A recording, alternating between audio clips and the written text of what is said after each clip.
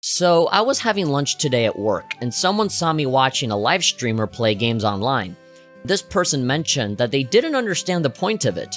Why watch someone else play a video game when you can just buy the game and play it yourself? Not only that, but this person also mentioned a family member that was also super into live streamers, and this person already owned the games that she was watching, baffling my coworker even more. If you're not familiar with the gaming industry or internet culture in general, then I can understand you being a little confused. However, I do find it a little frustrating when you keep hearing the same question over and over and over again for years on end, with people still not understanding why others watch people play games online. It makes it even more cringeworthy when certain people use that question as some sort of a checkmate argument where they chuckle and feel really proud of themselves, like, bam, there you go, nerds. Go back to your basement and cry about it, cope and seethe and whatnot. Me 1 and basement dweller 0.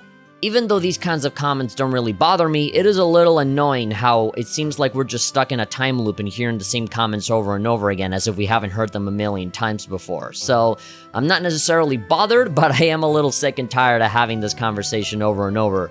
I did want to make this video to explain all of the reasons for why I think people watch others play games online. If you think there's other reasons that I don't mention here, feel free to write them in the comments below this video. Number 1. The personality, usually comedians. This mostly consists of people that you can relate to. Anyone that resonates with you because they might have similar opinions, similar taste in games, or you just find them funny. The game being played is a big factor because it usually involves wanting to see a very specific person react to very specific parts of games you already know about. Like watching someone that doesn't like anime play through Kingdom Hearts, or seeing someone with a short temper play through a very difficult game. Or seeing someone react to a very dramatic part of a story, and because you find that game so near and dear to your heart, you get a good feeling out of seeing someone appreciate the same thing that you do.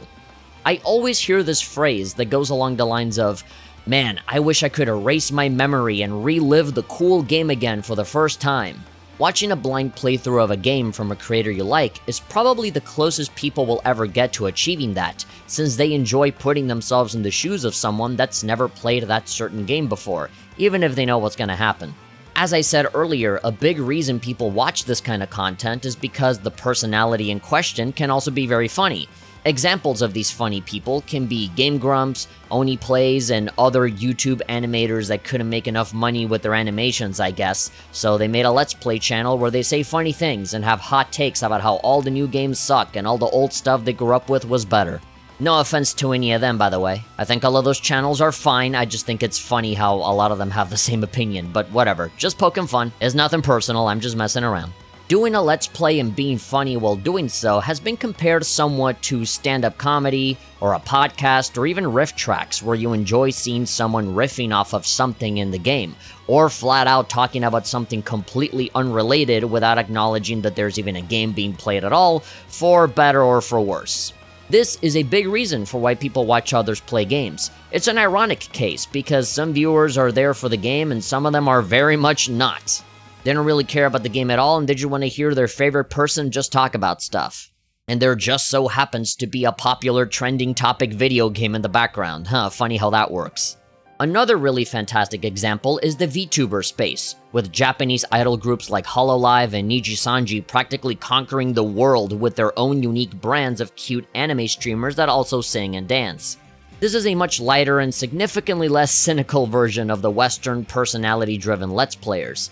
People like cute anime girls, and that's what these streamers do. They're just cute. They're really pure, or not so pure for comedic effect, and react to various games and movies and collaborate with each other, all of them with their own personalities and in-jokes and quirks and whatnot.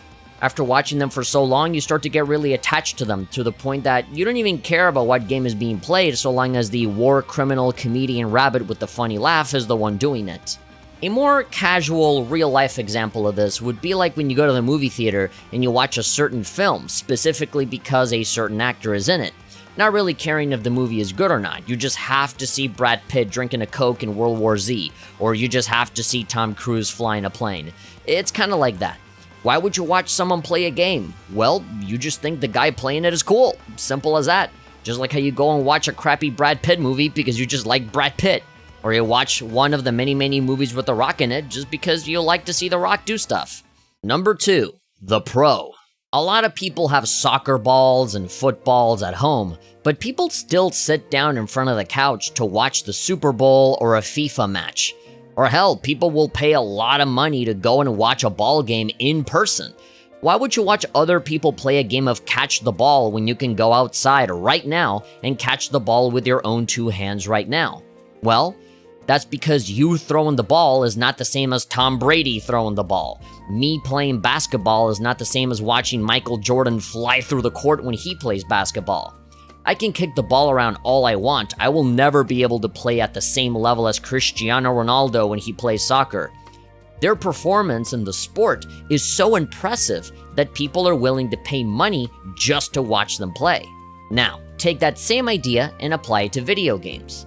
I can try and play Dota 2, but I'll never be as good as those Korean teenagers that win $1 million at a tournament. I have played Street Fighter my entire life, and I've never been good at it. But I always have a lot of fun watching all of the experts at EVO create amazing plays, like the famous Daigo moment in Street Fighter 3.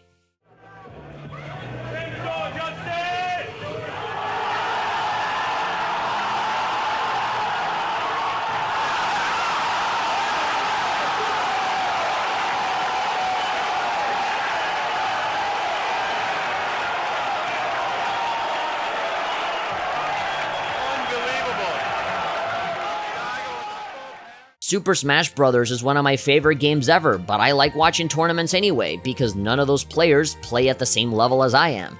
Their mentality going into it is fundamentally different to mine, and that's interesting to see that expressed in a fight. There's a uniqueness to that you can't get anywhere else. So I asked the question, how are these 2 things any different from each other? And why is one the subject of ridicule while the other one is never questioned? Is it a double standard? Is gaming not considered a real sport despite its success? Or are the naysayers not even aware that any of this is happening? Who knows? And I'm not going to pretend to have the answer here, so I'll just leave it there as something to think about. Another type of player that can fit the description of the pro is speedrunners.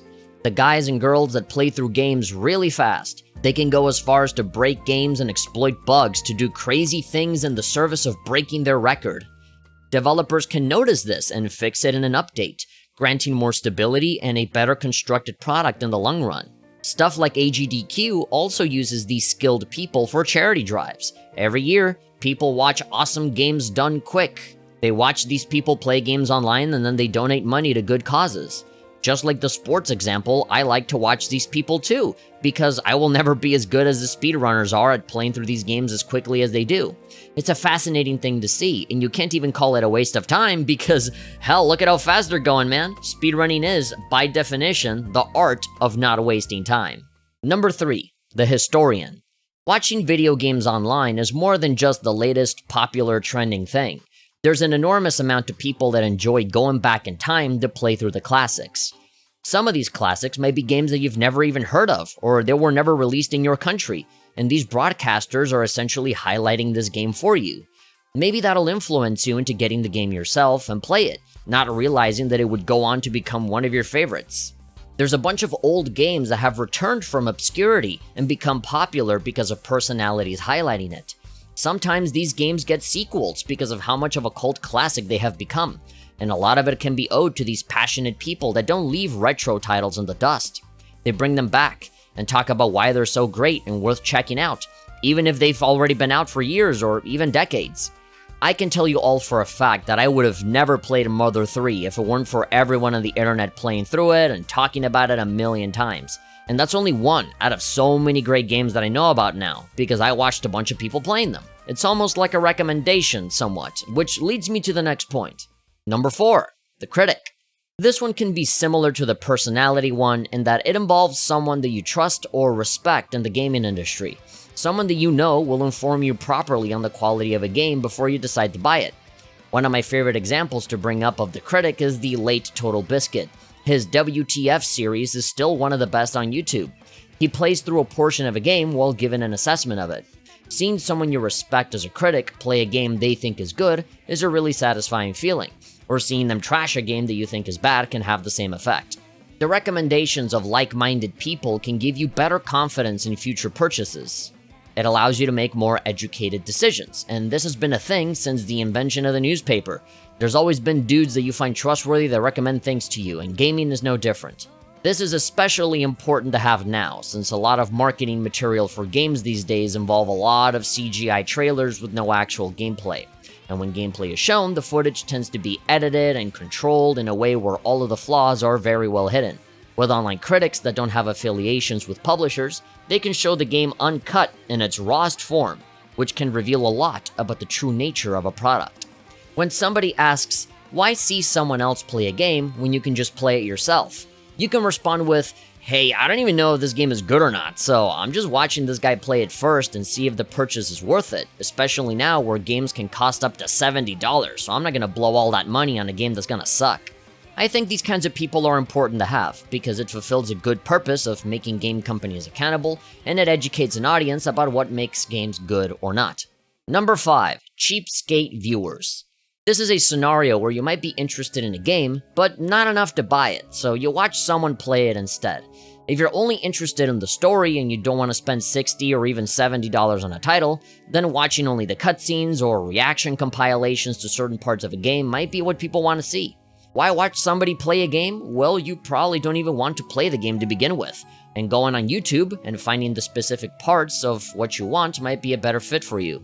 Maybe there's a particular genre of game that you're not familiar with, or you already know that you won't enjoy the gameplay. But the art style looks really nice, and the music is very well done, and the story seems really great. However, it's a strategy game, and you'll always lose your patience and lose when you play one of those. So instead of suffering through that yourself, you can just watch someone take care of that for you, and then you can just sit back and enjoy all the other parts that you do like. That's basically me with Final Fantasy Tactics. Number 6. Socializing. Okay, so while I was writing the script for the video, I came up with another one, so I'll mention this one real quick. One thing that took me way too long to realize is the social aspect of watching other people play online. You're not alone in this. There are whole communities involved in every game that's being played. If you like these people playing games, it's very likely that they have a Discord group or some social media channel you can go to where fans gather to talk about similar topics. It's always great to find like-minded people online that you can be friends with, or perhaps even more than that. I've heard of couples that have met each other and fell in love because they were both fans of the same gaming YouTubers, so hey, you never know. Maybe you're a creator as well and you want to improve how you make your own videos. Seeing videos from people you like is a good point of reference for your growth. For people to say, just go and play the game yourself would mean to take away all of the connections you make with people in the process. You're essentially forcing the gaming experience to be a more lonely experience because it goes under the assumption that there's no point in just watching someone play a game. It's completely ignoring the connections and opportunities that crop up along the way via the communities that grow around it. Well, there you have it. At least from my perspective, that's why I think people go through the trouble of watching others play games online. As I laid out throughout the video, there's obviously more to it than just playing the game. In the same way that there's a lot more to watching a cooking show, watching sports, or going to a concert. Why are you just staring at someone play the guitar? Just go and learn the instrument yourself, you idiot.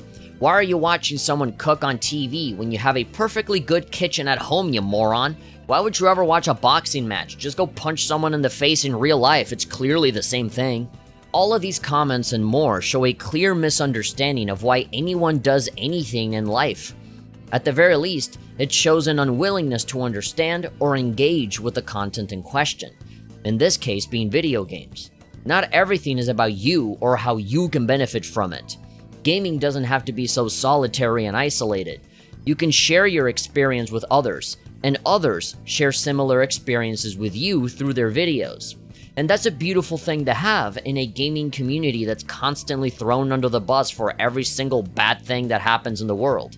Sometimes people just like watching others do stuff because they're either better at it, they make you laugh while doing it, or they can open up your eyes to a whole new world that you had no idea existed. However, you have to open yourself up to that first before any of that can happen. When you see something get really popular and your first instinct is to reject it and try to find some flaw in it that makes other people feel stupid for liking it, then congratulations, you're getting old, and you're also a jerk on top of that. You have officially become the same as your parents, or at the very least, those old people that never understand what the big deal is about this new music they play on the radio. Or a YouTuber, the things that the old Super Nintendo games they grew up with will always be better than whatever new thing is coming out now. Some people just give up and say that because they're getting older, they will never understand all the new things that come out, or the new activities that people get into, or whatever the new generation finds valuable. But I don't think that's true. I think anyone can see the point and purpose of all of these activities, including watching people play games. I'm sure you have something you like to watch that you could easily do yourself, but you don't. You could learn an instrument, but no, you go and watch concerts. You could learn how to dance, but instead you watch other people on TV dance. You could cook yourself, but you watch other people cook on YouTube or on television, amongst a whole bunch of other things. I'm sure you'd feel bad or at least a little bit annoyed when others walk over and tell you how pointless it is or how they don't get it. I'm sure you would like to explain to them why it's not a waste of time and why it's not silly to do this, only for that explanation to either be laughed at or fall on deaf ears. Maybe then you'll understand where the gaming community is coming from when people say, "Oh, just play the game yourself, stupid." It's all about empathy and putting yourself in the shoes of others. You just have to engage with it and really try to understand it. And I really do mean just understand it. I am not asking you to like it or to agree with me or to admit that I'm right and you're wrong and you're stupid and I'm cool. No, none of that. Just comprehend why these things happened. If you're blind to whatever's in front of you, it is entirely your decision if you want to shine a light on it or be left in the dark forever. Because failing to understand and failing to listen are two very different things.